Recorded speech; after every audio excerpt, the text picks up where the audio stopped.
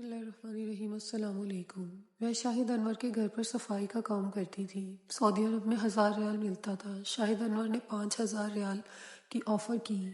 5000 ریال کا سن کر میں نے سوچنے کا وقت مانگا۔ کچھ دن گزرے تو سوچا 5000 ریال کی نوکری کبھی نہیں ملے گی۔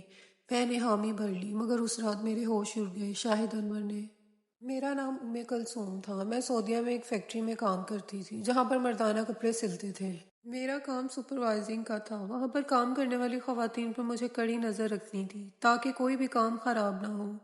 لیکن میرا مالک انتہا درجے کا کنجوس تھا۔ میرا پورا دن فیکٹری میں کھڑے ہو کے گزرتا تھا۔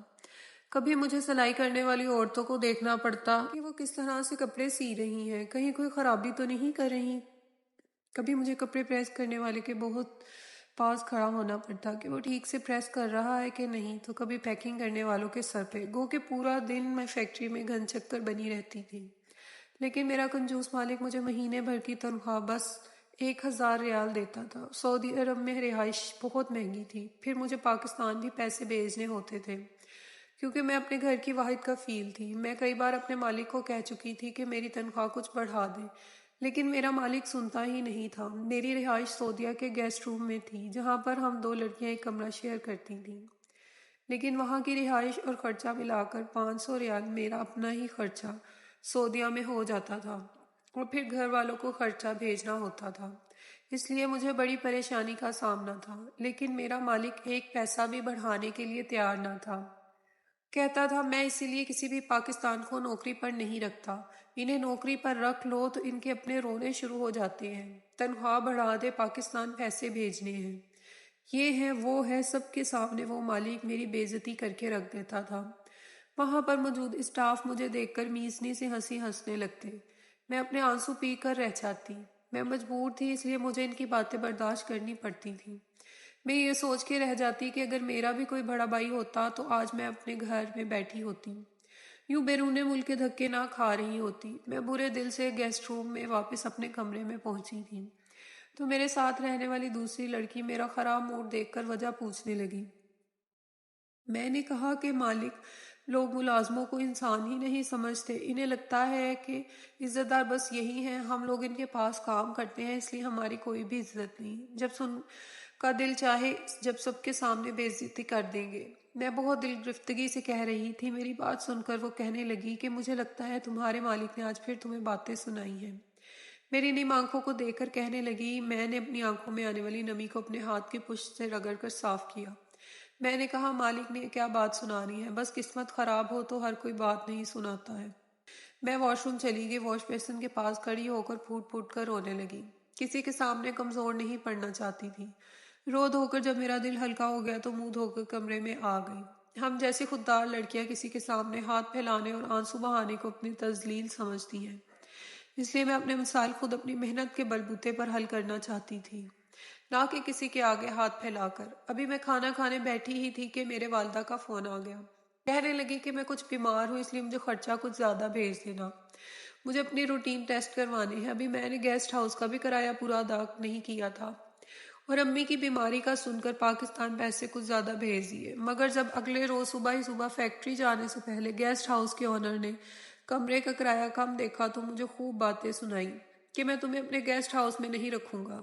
ایک تو تم کرایہ سب سے آخر میں دیتی ہو اور اس مہینے تم نے کرایہ بھی کم دے رہی ہو۔ میں نے اس سے کہا میری والدہ بیمار ہیں، اس لیے مجھے پیسے زیادہ پاکستان بھیجنے پڑ گئے، اگلے مہینے سارے پیسے اتار دوں گی۔ لیکن وہ کہاں کسی کی مجبوری سنتے تھے۔ صبح صبح گیسٹ ہاؤس کے مالک کی باتیں سننی پڑی۔ مالک کی گرجدار آواز سن کر آس پاس کے چہروں سے کمروں کے دروازے کھلے تھے، سبھی میری بے بسی کا تماشا دیکھ رہے تھے۔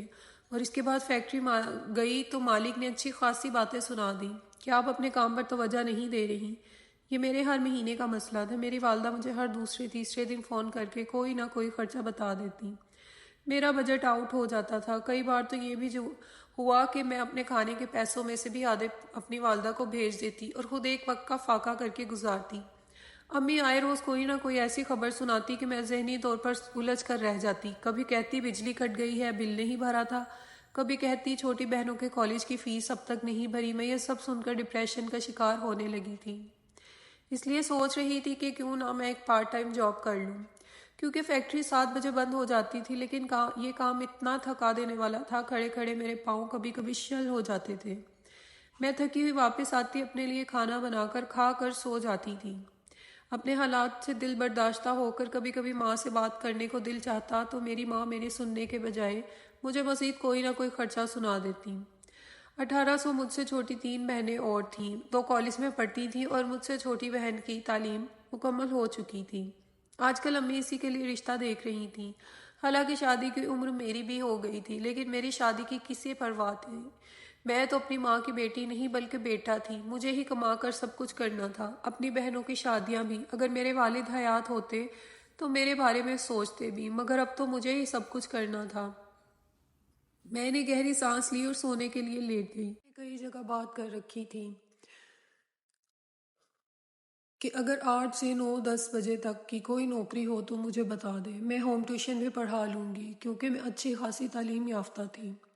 لیکن کہیں بھی نوکری ملنے کی امید نظر نہیں آ رہی تھی۔ ابھی میں اپنی الجھنوں کا شکار تھی کہ جب میری والدہ کا فون آ گیا، کہنے لگیں کہ جمیلہ کے لیے ایک بہت اچھا رشتہ آیا ہے اور میں چاہتی ہوں کہ اس کی شادی ہو جائے تاکہ تمہارے سر سے کچھ بوجھ ہلکا ہو۔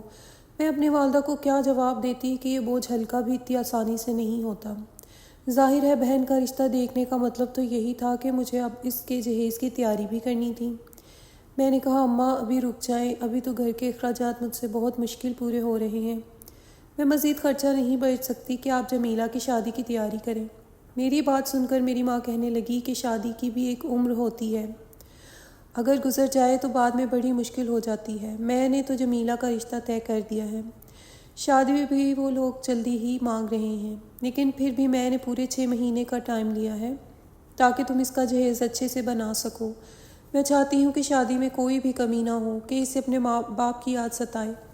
میرا یہ حال تھا کہ میں پریشان ہو کے رہ گئی تھی، بہن کے جہیز کا بوجھ بھی اب میرے سر پر آن پڑا تھا۔ میں اس قدر مجبور ہو گئی کہ میں نے اپنے تمام جاننے والوں سے یہ تک کہہ دیا کہ اگر کسی کو ملازمہ کی ضرورت ہی ہے تو وہ بھی مجھے رکھ لے، گھر کی صفائی ستھرائی، کھانا بنانا سب کچھ مجھے آتا ہے، بس مجھے کسی نہ کسی طرح نوکری چاہیے۔ ایک بار میری فیکٹری میں کام کرنے والی خاتون جو کہ سلائی کا کام کرتی تھیں کہنے لگیں کہ اس کی نظر میں ایک نوکری ہے، لیکن اس کا مالک دوسرے ملک رہتا ہے، کبھی کبھی ہی گھر پر آتا ہے اور جب تک سعودیہ میں رہتا ہے تب تک اسے ایک ملازمہ کی ضرورت ہوتی ہے جو گھر کے کام کاج کر سکے، تنخواہ بھی اچھی دے گا، لیکن مسئلہ یہ ہے کہ صرف 3 4 ماہ ہی وہ سعودیہ میں رہتا ہے۔ میں نے سوچا کہ یہ کام کر لینے میں کوئی حرج نہیں ہے، مجھے بہن کا جہیز بنانا تھا، اگر تنخواہ اچھی ہوئی تو 3 4 ماہ تک تو میں کافی کچھ بنا چکی ہوں گی۔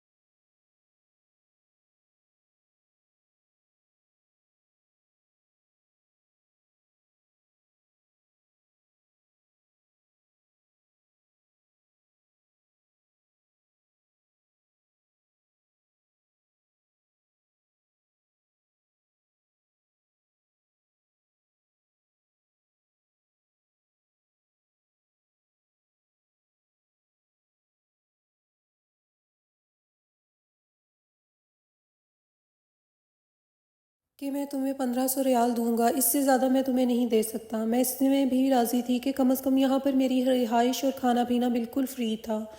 میں کچھ ریال اپنے پاس رکھا کرتی، باقی اپنی ماں کی طرف پاکستان بھیج دیا کروں گی۔ میں نے اسی پر اتفاق کیا تھا، اس گھر کی ساری ذمہ داری مجھ پر تھی، صرف جھاڑو پونچھا ہی نہیں بلکہ فرنیچر صاف کرنا، کھانا بنانا، مالک کی دوائیوں کا خیال رکھنا، ساری ذمہ داری میرے کندھوں پر ہی پڑی ہوئی تھی۔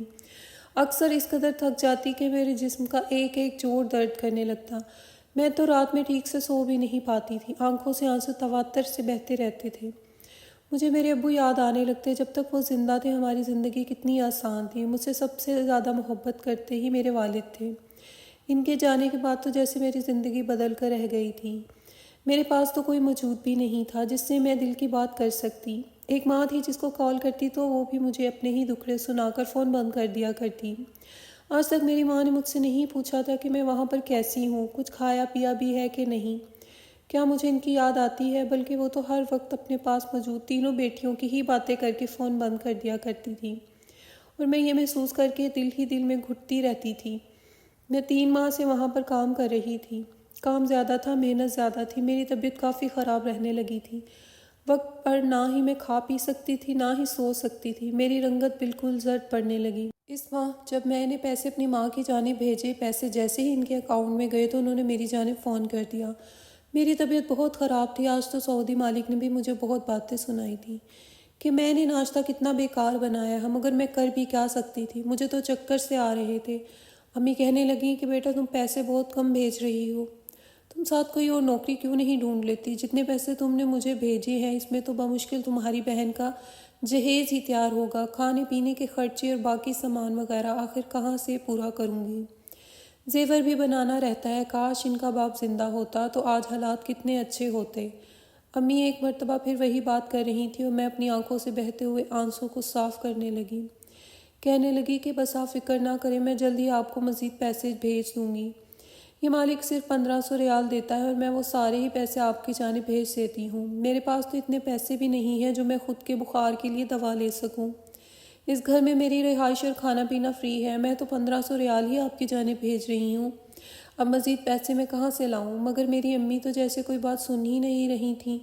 کچھ دیر بعد انہوں نے فون بند کر دیا اور میں ایک گہری سانس خارج کر کے رہ گئی۔ جیسے ہی پلٹی تو یوں لگا جیسے میرے پیروں کے نیچے سے زمین نکل چکی ہو، کیونکہ سامنے ہی لاؤنج کے دروازے پر 3 پیس سوٹ میں ملبوس ایک نوجوان شخص کھڑا تھا، جس سے دیکھ کر میں اپنی آنکھیں جھپکنا بھول چکی تھی۔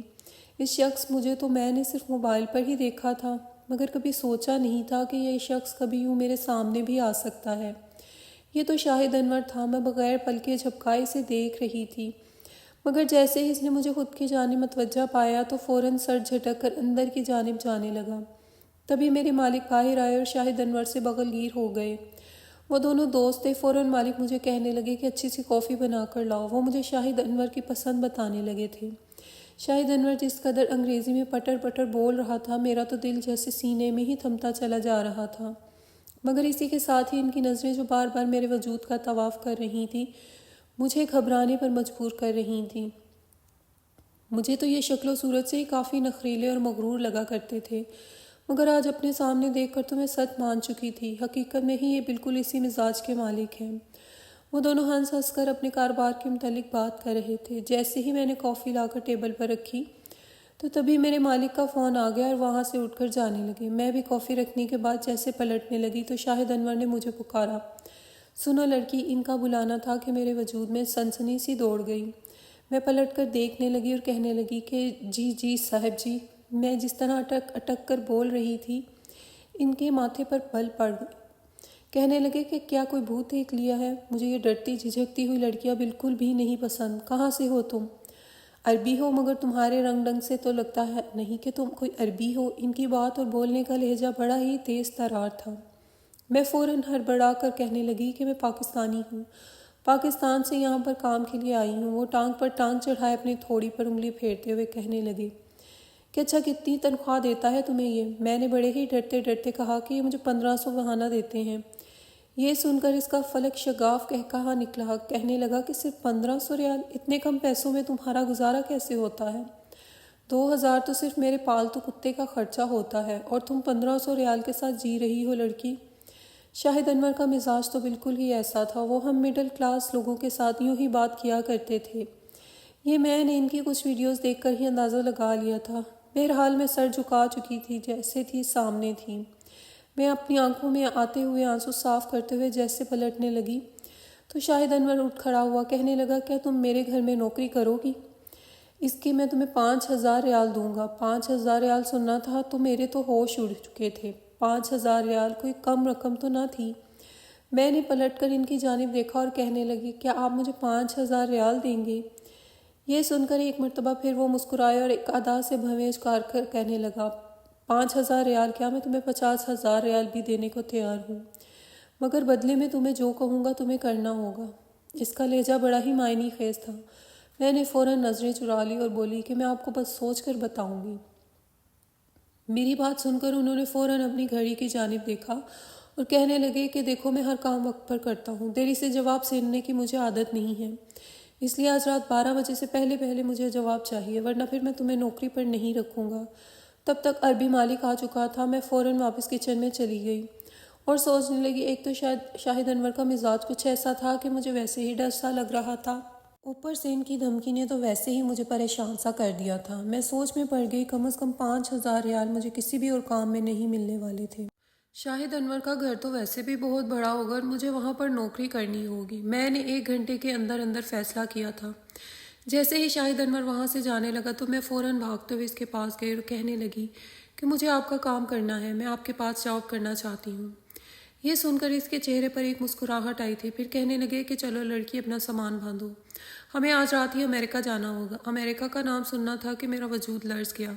میں کہنے لگی کہ میں امریکہ کیسے جا سکتی ہوں؟ تو کہنے لگے کہ تمہیں میرے ساتھ امریکہ ہی جانا ہوگا، کیونکہ میری رہائش امریکہ میں ہی ہے اور میں وہیں پر رہتا ہوں۔ بہرحال میں فیصلہ تو کر چکی تھی، اس لیے میرا جانا بھی ضروری تھا۔ ایک مرتبہ اپنی امی کو اس بارے میں بتایا تو وہ تو خوشی سے نہال ہو گئیں۔ کہنے لگی کہ بیٹا دیر کس بات کی، تم وہ امریکہ رہو یا سعودیہ چاہے پھر ساؤتھ افریقہ چلی جاؤ، مجھے تو بس پیسوں سے مطلب ہے، تم بس اپنی بہنوں کے لیے ڈھیر پیسے بھیجتی رہو۔ خیر میں شاہد انور کے ساتھ امریکہ آ چکی تھی۔ سعودیہ میں اور امریکہ کے ماحول میں بے حد فرق تھا۔ شاہد انور مجھے اپنے گھر لے گیا۔ وہ گھر کسی محل سے کم نہ تھا، ہر چیز بڑی ہی قیمتی تھی۔ جیسے ہی وہاں پر گئی تو تھکاوٹ تو مجھے بہت ہو رہی تھی، مگر میں نے اپنے 5,000 ریال بھی تو حلال کرنے تھے۔ فوراً اپنا سامان ایک جانب رکھا اور کہنے لگی کہ صاحب جی بتائیں کیا کام کرنا ہے آپ کے لیے، چائے لاؤں یا کافی؟ یہ سن کر شاہد کا کہکا گونجا تھا۔ کہنے لگا کہ پاگل لڑکی، میں کوئی تمہیں یہاں پر اپنے گھر کی صاف صفائی کرنے کے لیے لایا ہوں؟ کیا امریکہ میں ملازم کم پڑ گئے تھے جو میں تمہیں اپنی کافی کے لیے بلاؤں گا؟ میری کافی بنانے والا شیف امریکہ کے سب سے بڑے ریسٹورنٹ کا مشہور شیف ہے، جو خاص میرے لیے کافی بنا کر بھیجتا ہے، اور تم کہہ رہی ہو تم میرے لیے کافی بناؤ گی؟ شاہد انور تو میری اچھی خاصی بے عزتی کر چکا تھا۔ میری آنکھوں میں آنسو جھلملانے لگے تو وہ کہنے لگا کہ فکر مت کرو، میں تمہیں ایسا کام بتاؤں گا کہ تم بس نوٹ گنتی رہ جاؤ گی۔ ایسا کہنے کے بعد وہ اپنے کمرے میں چلا گیا اور مجھے بھی ایک گیسٹ روم میں ٹھہرا دیا۔ اگلے ہی روز اس نے پہلے میری تعلیمی کارکردگی دیکھی اور مجھ سے کچھ سوالوں کے جواب لیے۔ اس کے بعد مجھے گاڑی میں بٹھا کر کہیں لے جانے لگا۔ دل میں کئی طرح کے وسوسے آ رہے تھے کہ نہ جانے وہ مجھے کہاں لے جا رہا ہے، آگے جا کر نہ جانے میرے ساتھ کیا ہو۔ میں تو اس شخص پر بھروسہ کر کے امریکہ آ چکی تھی۔ میرا پاسپورٹ بھی اسی کے پاس تھا، مگر وہ مجھے ایک دفتر میں لے گیا تھا جہاں پر کئی نوجوان لڑکے لڑکیاں موجود تھے۔ کہنے لگا کہ لڑکی یہاں پر تم امیزون کا کورس سیکھو گی، A to Z تم ایک چیز سکھائی جائے گی۔ اب یہ تم پر منحصر ہے کہ تم امیزون سے اس قدر محنت کر کے کتنا کما سکتی ہو۔ تمہارا یہ کورس بالکل مفت ہوگا۔ یہ سن کر تو میری خوشی کی کوئی انتہا نہیں رہی تھی۔ شاہد انور کو تو میں بہت ہی برا اور منفی سمجھ رہی تھی، مگر یہ تو میرے لیے کسی فرشتے سے کم نہ تھا۔